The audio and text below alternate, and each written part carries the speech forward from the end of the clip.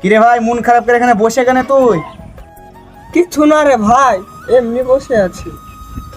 কিছু হলে বল, যদি কিছু সাহায্য করতে পারি।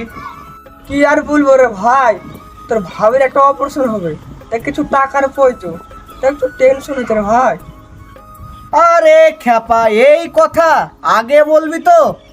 কত টাকা লাগবে তোর?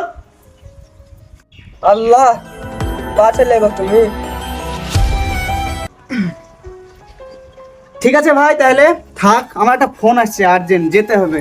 দেখ টাকা কোথাও ম্যানেজ কর, সুদে টুদে পাচ্ছিস কি, নাহলে সোনা টোনা বন্দুক দে। আমি আসি এখন, হ্যাঁ।